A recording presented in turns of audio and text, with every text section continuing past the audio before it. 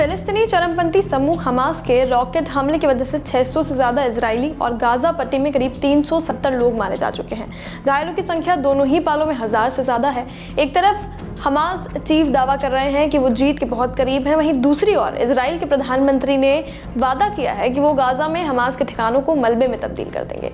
अंतर्राष्ट्रीय मीडिया संगठन अल जजीरा ने इनपुट्स के मुताबिक इजराइल की तरफ से तटीय क्षेत्र पर लगातार चल रहे हवाई हमलों के केवल गाजा शहर में कम से कम 232 मौतों की पुष्टि हुई है। शनिवार यानी कि 7 अक्टूबर की सुबह शुरू हुई बमबारी के बाद से लगातार दोनों गुटों के बीच लड़ाई चल रही है। पूरी रात इजराइल में कम से कम 22 जगहों पर इजरायली फोर्सेस और सैकड़ों हमास लड़कों के बीच गोलीबारी हुई। इजरायली सेना से मिली जानकारी के मुताबिक 2 जगहों पर हमास के लड़कों ने इजरायली नागरिकों को बंधक बनाकर रखा हुआ था।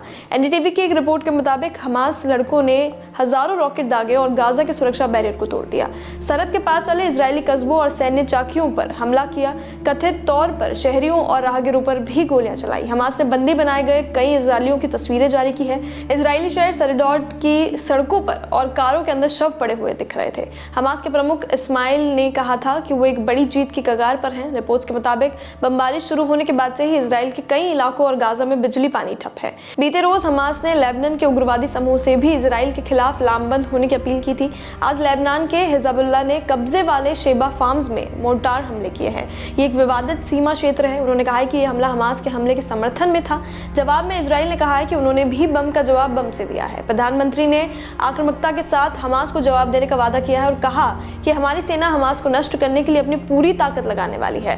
हम उन पर बड़ा हमला करेंगे। इजराइल और उसके लोगों पर आए इस अंधेरे दिन का बदला लेंगे। उन्होंने गाजा में हमास के ठिकानों के पास रहने वाले फिलिस्तीनियों को भी चेतावनी दी है कि वो वहां से चले जाएं।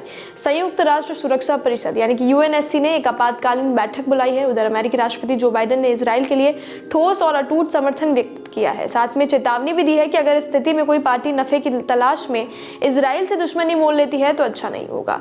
भारतीय दूतावास ने अपने नागरिकों को स्थानीय अधिकारियों की सलाह के अनुसार सतर्क रहने और सुरक्षा प्रोटोकॉल का पालन करने के लिए कहा है।